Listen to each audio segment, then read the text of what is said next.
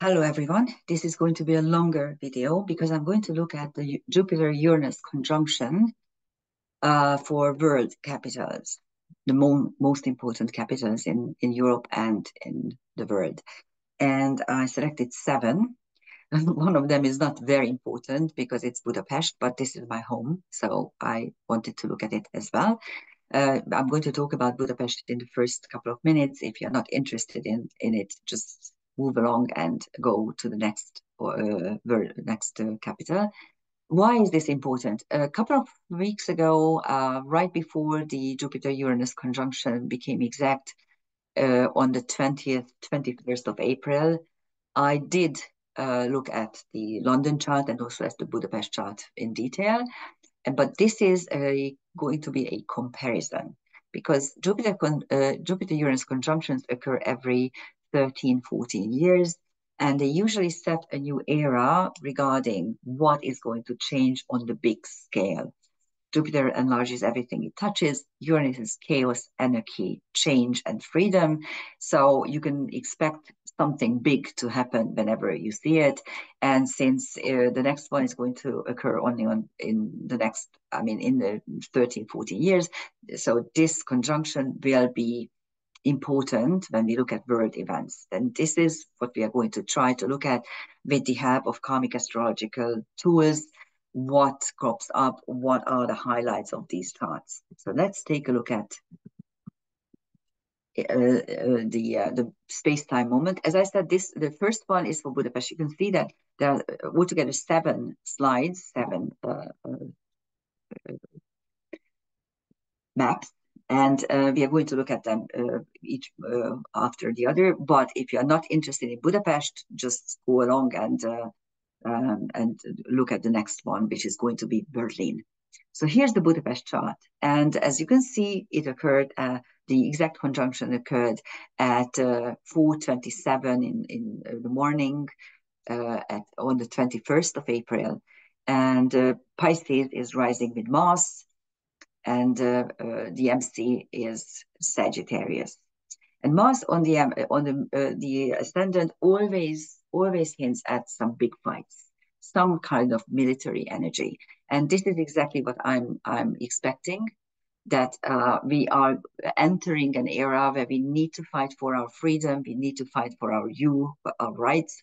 This Mars is ruling the multiple conjunction in Aries with the North Node in Aries, which always suggests that in this particular year, we need to learn to fight for what is ours, for what is due. We have a retrograde Mercury, so the communication is going to be inward. It is in a different sign than the Taurus sun, so there will be mix-ups in communication. And there's an interesting midpoint structure because Mars is at the midpoint of Neptune and Saturn. And Saturn-Neptune aspects and midpoints are about, we call them the architect aspect. And it is how you can download your dreams to the earth level, how you can realize your dreams in the actual physical form. And Mars is there. So in this particular space-time moment for us Hungarians, it means that we need to fight for what is due, and we need to show strength, and in order to realize our dreams. As you can see, there are a number of other conjunctions in this chart. As I said, we looked at the London chart in details. You can go back to that particular video, which was a couple of weeks ago. I probably put it out sometime around the middle of April, definitely before the 20th or 19th, something like that. You can actually try to find it. And if you want just the London chart, we're going to look at it as well, of course. So here you have this traffic jam with a lot of things, and Mercury is conjunct North Node, so we need to understand how to fight. Chiron is conjunct Venus. Chiron Venus, according to Judy Hall, means love hurts, but of course this is something more because this could be financial difficulties and financial wounds. If you take a look at what the European Parliament is trying to do to us, just because we don't believe in the liberal canon that they are trying to push on us, it's really ridiculous. And of course, the Chiron Aries conjunction, which is one of this year's main karmic astrological aspects, will be conjunct much later on. So here's the Jupiter-Uranus at Taurus, 21 degrees 47-ish, something like that. So the 22nd degree of Taurus will be prominent. So every time an outer planet will be conjunct this particular degree, that you might expect something that triggers triggers the whole thing. Again, what is Jupiter Uranus? Uranus enlarges everything it touches, and Jupiter enlarges everything it touches, and Uranus is change, chaos, anarchy, and freedom urges. So that's what the conjunction means. Okay, and also you can actually look at it as a success aspect when you can actually change things in order to enlarge things. And so it can mean sudden and lucky changes as well. What is also important in this particular chart is that that Pluto is at the degree where the Jupiter-Saturn conjuncture was in 2020. So, and then this Pluto is exactly squaring the sun, the Taurus sun. So this is the magician aspect, but of course, in the square and the fixed square shows that this whole thing is kind of stalled, and there's a lot of difficulty how we can do something out of it. The moon is interesting as it is at Virgo 29 degrees 39. And this will be the case in every other chart, of course. And in this particular case, the moon shows that it is, first of all, energetic at the last degree of Virgo. It is also kind of halfway through Libra, so it's shedding and moving into a new sign. So the soul, the word soul, is shedding and trying to renew itself, and it's also aligned with the supergalactic center, one of the main key celestial areas in karmic astrology, which means nothing is ever enough. On the descendant, we have the Lilith, Dark Moon Lilith conjunction. Dark Moon Lilith means the acceptance of the curse. A lot of people, a lot of enemies are trying to curse us. A lot of people think that we are not doing what they think we are supposed to do. We have always been renitent, sorry, and we don't care even if you give us some curses, because we know what we want and we know what's right. Black Moon Lilith means first of all, clairvoyance, and also determination to do what is necessary at the space-time moment, even if open enemies are against us. In the first and seventh houses, the Aries, Libra signs are intercepted. So that is something that needs to be taken into account.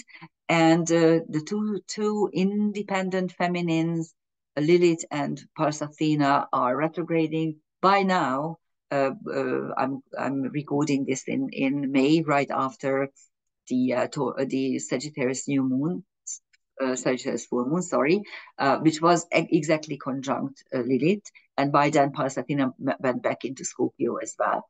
And the other two feminine, the spouse energies, the first lady energies, Trans-Pluto and Juno are also conjunct. I think that's particularly it with the chart. We do have a ground cross, which is energetically not right. Pluto, Sedna, and the moon, because half of it is in the earth signs, and the other half is already in air signs. So actually the Pluto moon trine is actually a quincunx energy, and the Pluto Sedna trine is actually a square energy. So it's quite interesting. And of course we have also an engine here again with the moon, so it makes it a dissociative engine. So what are the highlights in the Budapest chart? First of all, the chart ruler is Neptune, which is in the first house. So we will be able to rule our own course of events. The midheaven is in Sag, ruled by Jupiter, which is part of the Jupiter-Uranus conjunction. And this particular one falls into the second house. So resources will be important according to what kind of future we can create for ourselves. On the ascendant, and this will be different. So a lot of things will be the same in the different charts for world capitals. What is going to be different is where the Jupiter-Uranus conjunction falls, which house, and what is the chart ruler, what is the MC ruler. What will be always there for every chart is the Jupiter-Uranus conjunction has 3 transcendental objects: Pandora, Ramses, and Lempo. Ramses, so 2 are asteroids, and 1 is a TNO, a centaur. Ramses is a dynasty creator, pharaoh, Egyptian pharaoh. Pandora symbolizes the fact that we are opening some kind of jar, some kind of putos, in which all kinds of trials and tribulations are going to fall upon us.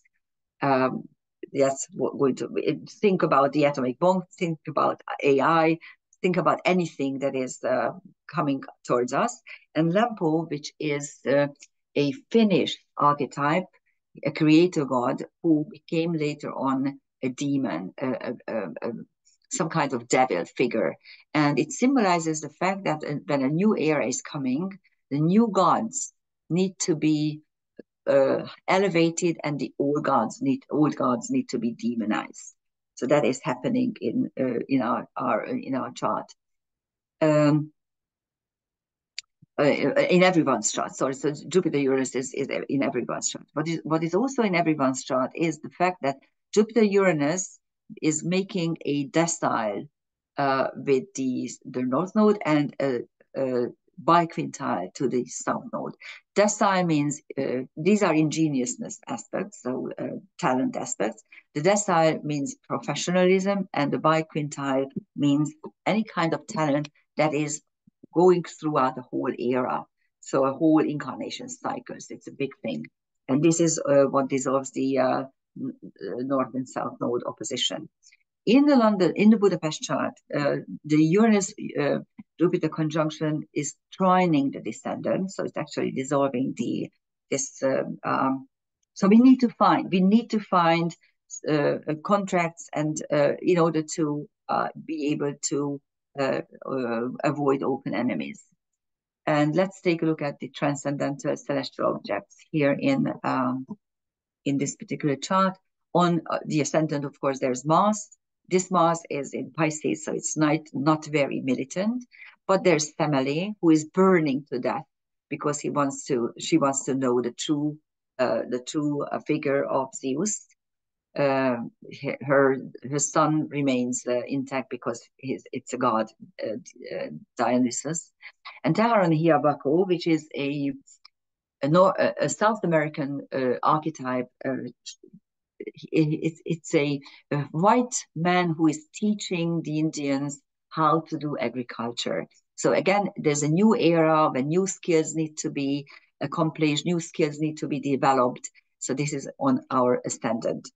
On the descendant, there's the Black Moon, Dark Moon conjunction, and Tereus, a centaur who is fighting and trying to hunt bears, but instead of killing them, it takes them to its cave and tries to tame them. So taming the enemy is something that we need to learn for this particular couple of years. On the MC, there's Hopi, another Indian, Brumium, which is Xi Draco, which here. The whole constellation Draco is linked to creating or protecting a treasure. And we Hungarians are protecting the ancient treasure of language, of symbols, and of all kinds of other stuff which is linked to Atlantis. So this is our task at the moment. And also the galactic center, which is another key celestial area. It's the center of our galaxy, and it is linked to the dilemma of to be or not to be.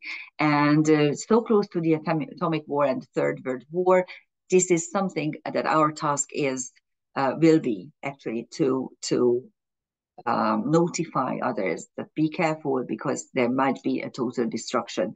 But really, this is what we want to be, not to be. Come on. So that's something like that.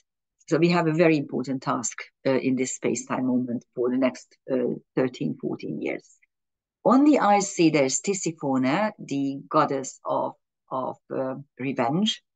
Hungary, us. So let's tap into our resources as an ancient nation and people. Really, this is not a nation as per se, but Hungarians are Huns who are Scythians. So we have a very deep root.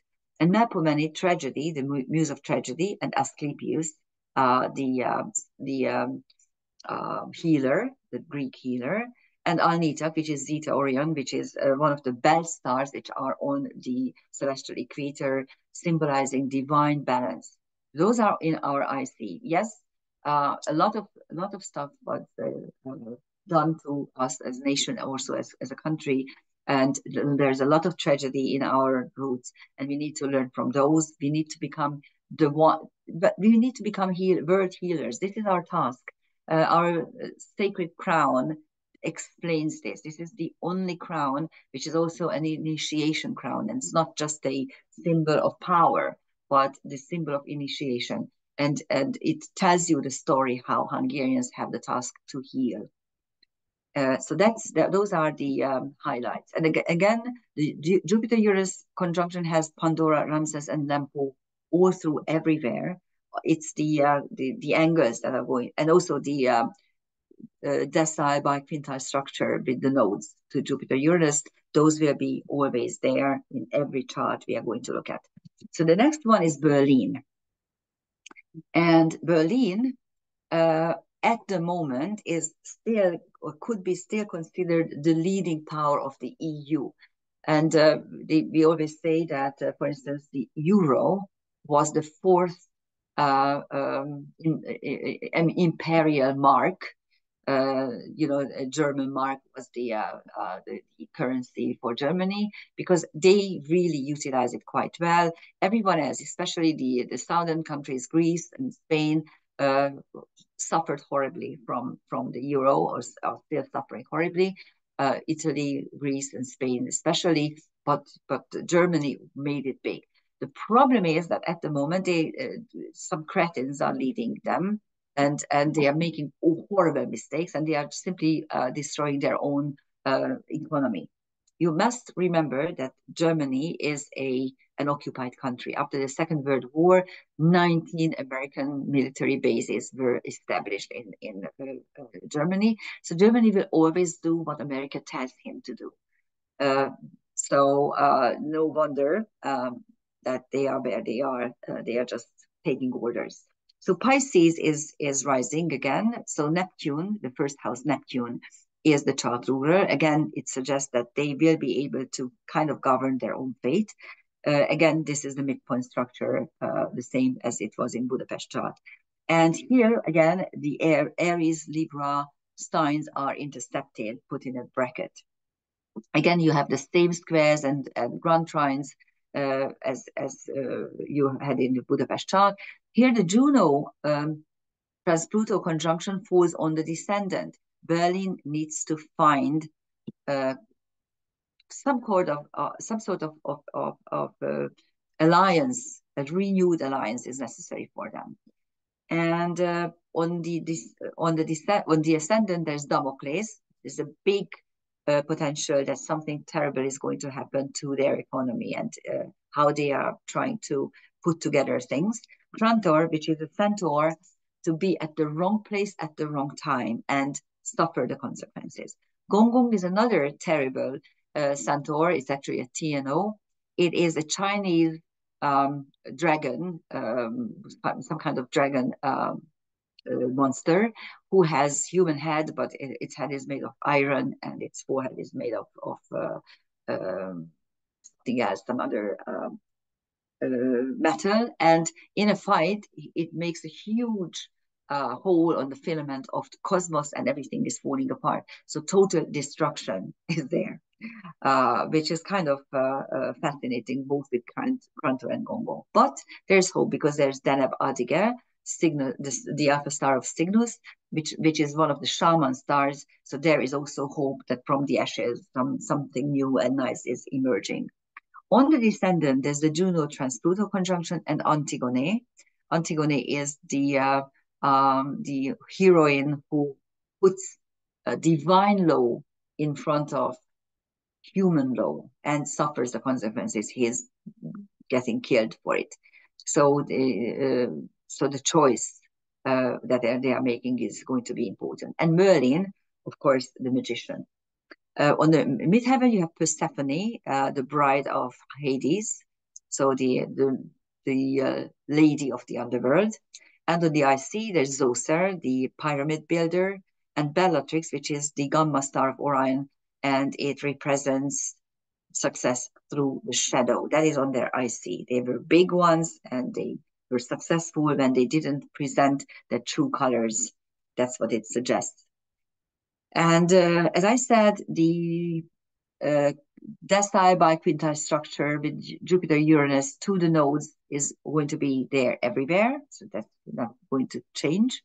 And there are a couple of other structures as well.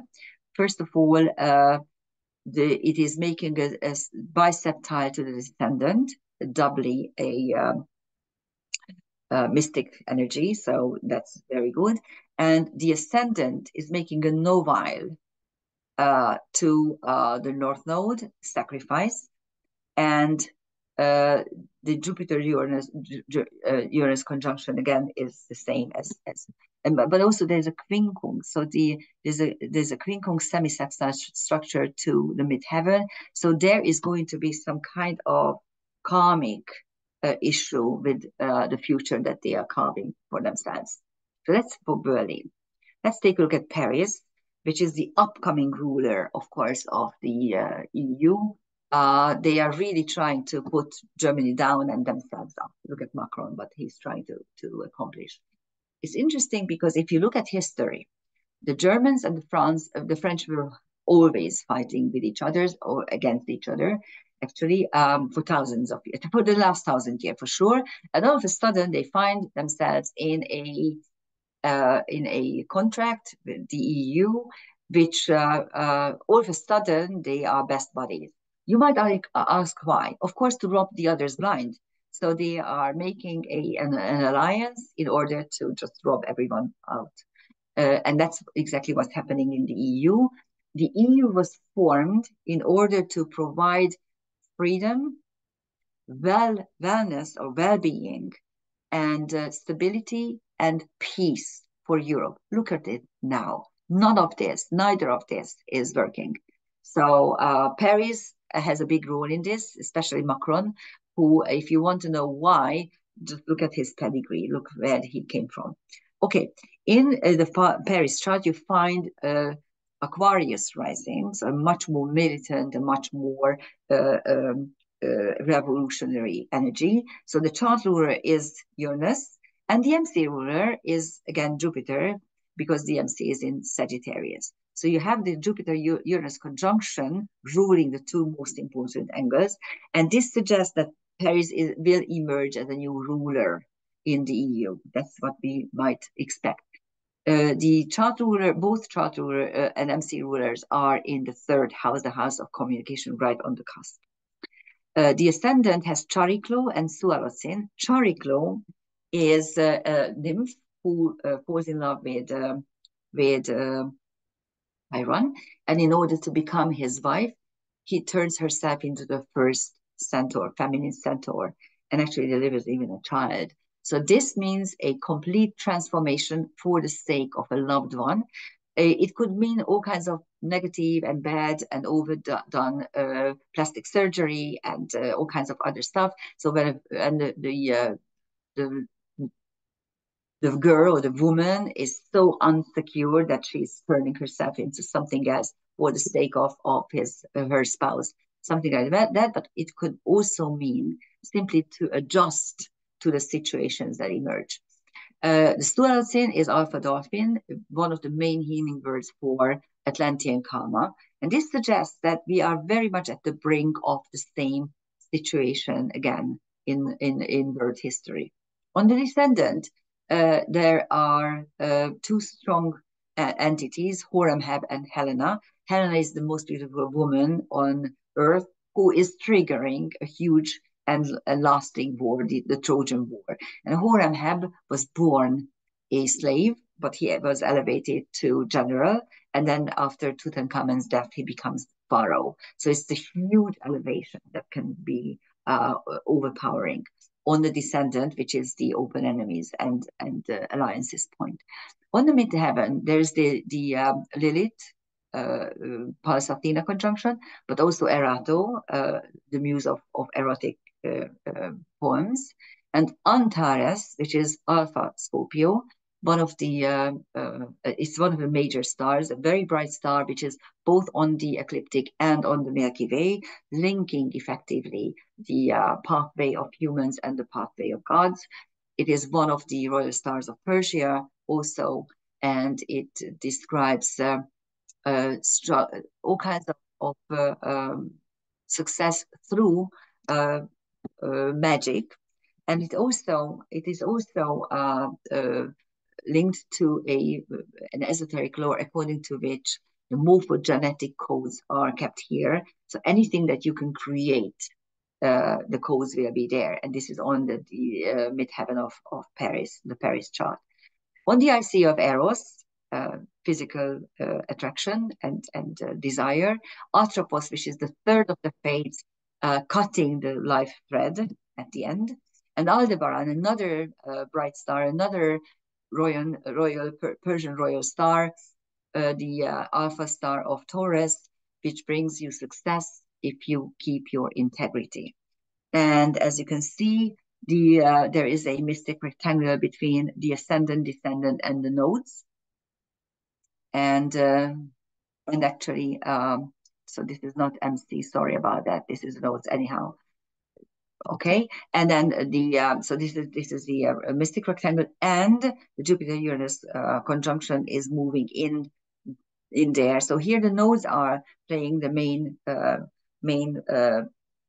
role, because when you have a complex planetary picture, take a look at which gets the most aspects, and here the nodes get 4, and the ascendant descendant gets only 3. So the nodes, what you bring in from past incarnations and what your task is in this incarnation, those are the highlights. Let's move on. Let's move to London. And as I said, there is a whole video about the conjunction in London, what it brings. So this is just concentrating on the angles.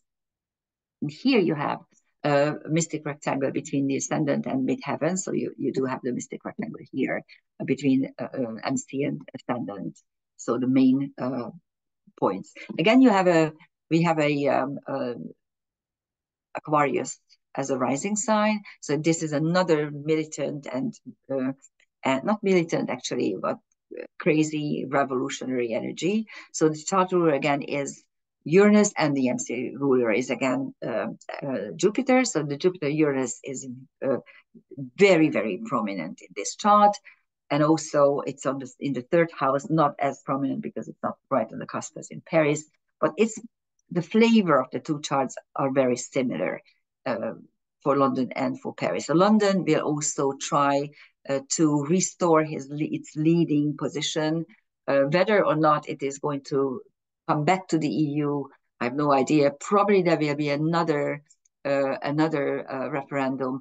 Probably before that, they will make it very feasible and very enticing to come back. I have this hunch that in the next 14 years, we will see this referendum and we will embrace the English back into our age. Anyhow, so in this chart, the ascendant has Iris and Psyche. Psyche, of course, is the human soul, and Iris is Hera's personal messenger, the rainbow. So downloading what is important. On the descendant, there's Memphis, Diana, and Atlantis, the goddess of hunting, the power center of an Egyptian power center, and Atlantis, kind of telling us that we need to pay attention to our enemies. We don't want to go back to the same destruction that we suffered once again. And if you take a look at what England does, what London does, they are fueling the war with rhetoric as well, and with weapons, with big weapon and massive financial aid as well. On the midheaven, you have Pallas Athena and Lilith, the two strong feminine. And on the IC, there's Nike, the euphoria of victory, and Gilgamesh, the epic hero of the Middle East. As I said, here we have the mystic rectangle between the main angles, and the Jupiter Uranus conjunction makes a quindecile to the midheaven.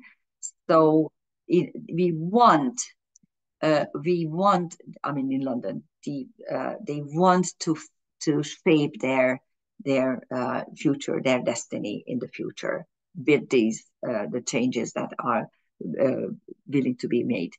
And there is there's also a septile between the North Node and the karmic roots, the IC, the karmic roots.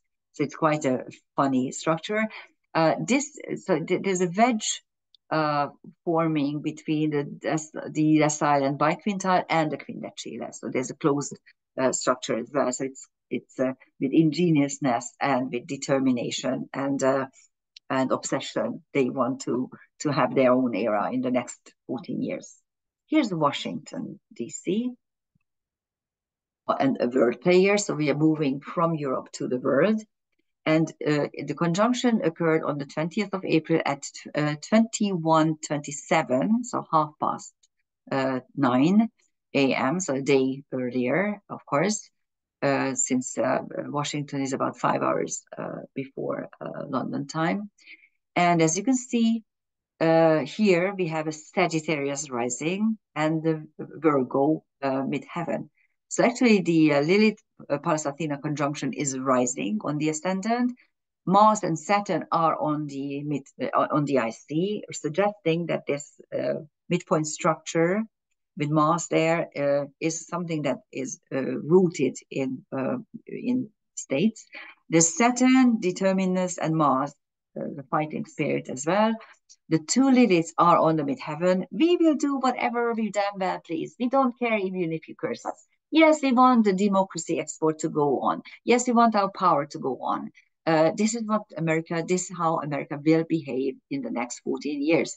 So it's nowhere near their collapse. There's nowhere near their power is fading because they are no longer able to establish order in the world. That's the problem. But their militant behavior and I don't care, I'm going to do what I damn well please, the arrogance will still be there. If you take a look, the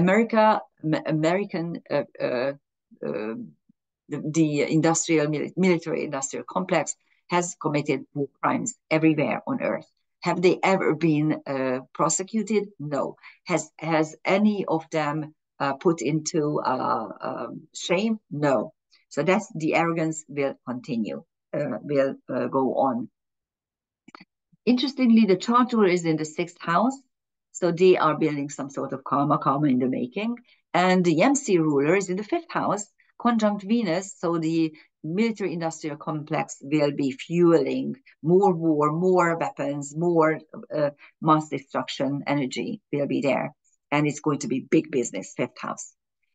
Let's take a look at the transcendental objects. There, on the ascendant, you have Tristan and Hidalgo, two heroes, two strong militant figures, and Sappho, which is a funny asteroid because it is linked to mass death, either because of an accident or so. Not a lot of people, multiple people are dying at the same time.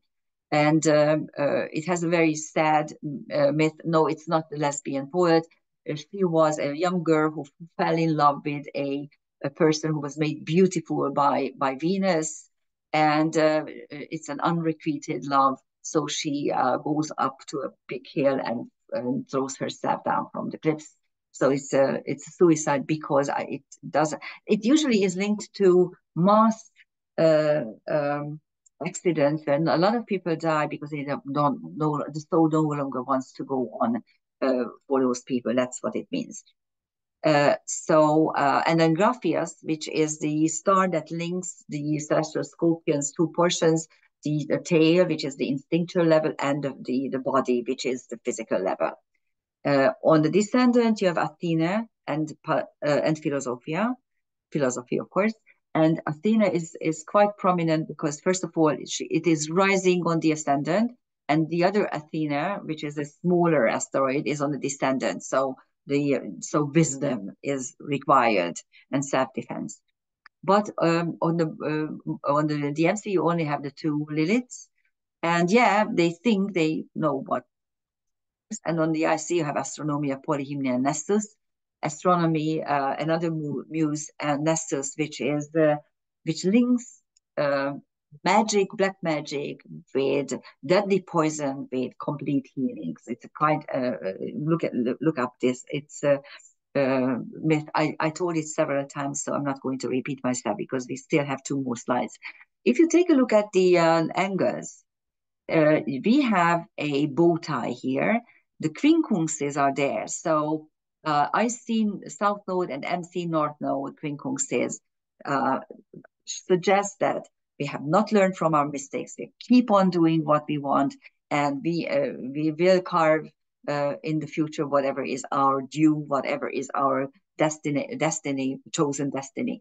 And it because the quincunx has a larger orb than semisextile, this is not closing, so it's not becoming a rectangle, it's just a bow tie. But the Jupiter-Uranus conjunction makes a trine. It's a wide trine again, but still a trine. So the future is ours. This is what this particular aspect suggests. And of course, the decile biquintile structure to the nodes is, of course, they're there. So that's Washington, D.C.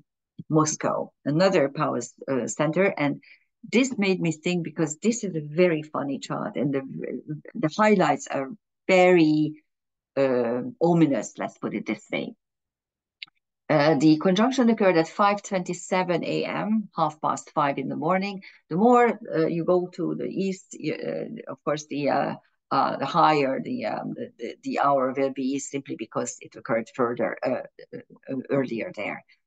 It occurred earlier, that's why you have a larger number.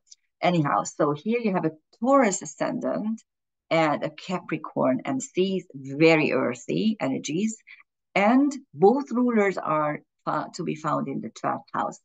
So it will be a hidden future, a hidden power. Whenever you see the chart ruler in the 12th, it means that the person is not owning it. It's not unable to utilize it. And you have the Jupiter-Uranus conjunction in the first house. So at the same time, there's a big emphasis on, I want to do this on my terms. But there's also Sedna in the first house, creation through dissection. And funny, because the biggest endeavor for Washington, D.C., for the United States, and also for the Atlantic, the powers in Europe, the main liberal powers, is to dissect Russia somehow, to get this huge country into little portions, so that we can actually rob them blind, take their resources, and seize this huge power structure that is there in the middle of Europe and Asia. And Sadma suggests that either it will be done, or Russia will rearrange and realign its resources and come out of this quite well. But the fact that the two rulers, the MC and the chart ruler, are in the 12th house suggests that lots of things will be hidden, and lots of things will not be to the not in the open. Again, the Aries, Libra signs are intercepted, this time in the 12th and 6th houses. So they are put into brackets, all this militant energy. And sorry about that. I do this all the time. How do I move it? Okay. And on the ascendant, you have Phaethon, total destruction, and two bright stars, Hamal and Shadir. So who is going to be destructed, or what kind of destruction is this? This is on the ascendant. Will this happen to Moscow, or will he initiate it? All I can answer is with this very true sentence that the person who throws the atomic bomb first dies second, and this suggests some sort of outcome as well. This is a minor asteroid, of course, but still, the asteroid of complete destruction. Read the myth and you will understand why. But there are two bright stars at the same time, which suggests hope and luck and coming out of the situation. Hamal and Shadir. Hamal is Alpha Aries, to do what's right, to find my own way, to make my own pathway and tread on it and not doing anything else, to do what I damn well please. Very militant, very masculine star. And Shadi, which is a very feminine star, which means the power of the goddess. And those are on the ascendant. On the midheaven, you have Kant, a philosopher, so there will be a lot of philosophy packed within Moscow's deeds. And Nunki, which is the star in Sagittarius, where you stabilize the arrow before shooting it. So, so stable energy, and also Capricorn MC could mean a very stark and very oblique and bleak midheaven, but also stable and strong midheaven. We will see. What is fascinating is the fact that you have a ground cross, a cardinal ground cross. The MCIC and the nodal axis. This suggests that Moscow perfectly knows that it is now or never, that they need to keep their stand, they need to fight for what's theirs, for their own future, because otherwise it's going to be taken away from them. And there's the Jupiter-Uranus conjunction is also making a quindecile to the descendant, and the quindecile is obsession and ambition. So they want to conquer their enemies, that's for sure. That's practically the key energy here in this particular chart. And as I said, they want to take the whole thing into their own hands. It's the Jupiter Uranus is in the first house. Okay, so that's quite an interesting chart, to say the least, as in the biggest Chinese curse, may you live in interesting times. So here's Beijing, our last chart. If you take a look at the history of China, it's really fascinating, because this is an empire that has been there for the last 5,000 years, really. It's a large country. It doesn't have any resources, natural resources like Russia. So it doesn't have any energy. So it has a huge appetite for resources and energy. But it's not a militant country. So it was a very peaceful country, which was quite closed. And only the Opium Wars opened it up, kind of, and the West wanted to conquer and to destroy it, and it almost happened. And then came the Reds, of course, Mao, and they finished the destruction. And now this leadership that they have now, which is communist in its name, and but at the same very, very capitalist in its deeds, is trying slowly and peacefully to buy the whole world. I mean, look what they have what they own in Africa, and also they are setting their foot into Europe as well. So what they're trying to do is establish some sort of commerce, which is a win-win situation for everyone. So it's not the way that the Americans are doing, like, I'm telling you what to believe in, I'm telling you what your ideology should be, and I'm robbing you blind. It's a different approach to conquering the world. It's less militant, and interestingly enough, they didn't even have a big army. They didn't have a strong army. It's not a military country in any sense. It used not to be, because now they are producing weapons, and they are trying to put their military power. They're trying to grow their military power.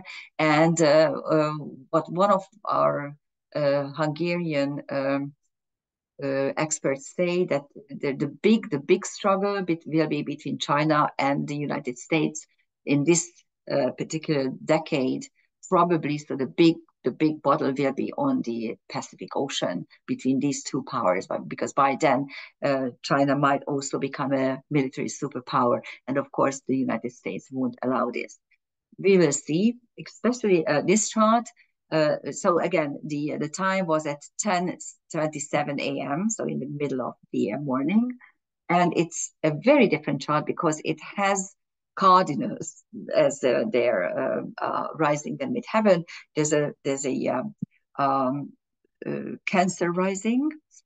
So the moon, this energetic moon on the galactic center is the chart ruler, which is also on the IC, highlighting the karmic roots, which tells China to learn from your karmic roots, to learn from what you used to be, what sort of empire you used to be.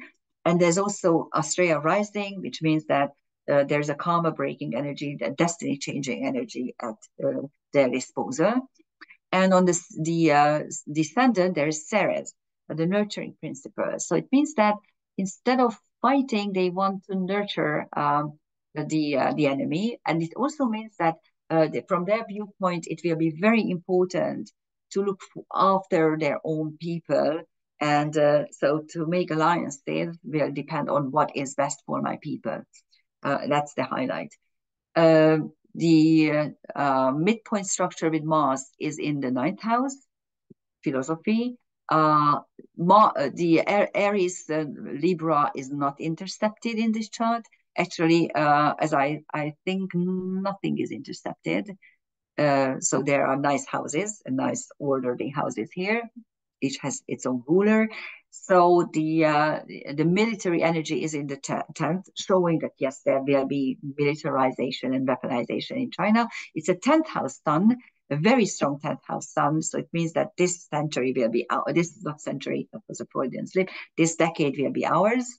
And the Jupiter-Uranus conjunction is in the 11th house. We need to build associations, groups, friends. And this is exactly what Beijing is trying to do. So the mid-heaven ruler is Mars in the 9th house and on the Saturn-Neptune midheaven. So the future for China is how to realize our dreams through 9th house, through other countries, through going abroad, making alliances with other foreign countries. And this is exactly what it is already doing. On the ascendant Jeff Sphinx, there will be a lot of secrets. Eheclus, which is a centaur that describes the discrepancy between truth and reality. What I consider reality might be only my truth, and it might be not the real reality. So they might come to terms with this. And Castor, which is Alpha Gemini, the happy and successful artist. That's on their ascendant. And on the descendant, there is Electra. Electra is the princess who tries to actually gets her little brother to kill their mother. So it means that China might be able to make alliances by which he still doesn't fight, but others will be fighting for its causes. And on the midheaven, there's Manwe, the king of the Valors in Tolkien's Silmarillion, who is a creator god. So they are creating their future actively in Aries. And if you take a look at, they have a multiple energy between the nodes and Jupiter, Uranus, and the angles. First of all, they have a beautiful rectangle, which is made out of quintiles and trideciles. So this is a talent rectangle. There's also a sextile and trine with Jupiter-Uranus. So there's a trine to the descendant and sextile to the ascendant. So how to choose our alliances and also our enemies in order to get out of this nicely. And of course, the biquintile decile structure is also there for the nodes. So maybe this is probably not the best, but the most interesting chart out of the others. The others are quite similar if you consider who has Pisces ascendant and who has Aquarius ascendant in Europe. Of course, Washington's is very different, and so is Moscow's and Beijing's. So this is it for the next 14 years. I apologize again because that was a lengthy video, but this is something that we can tap into later on because this Jupiter-Uranus conjunction will move about in 3.5 years, you move to a square, then in 6-7 years to an opposition, and so on. So there will be this dance between the two planets until the next conjunction, and all these stations will be important, and we can look back then what the original chart showed us. Thank you for listening.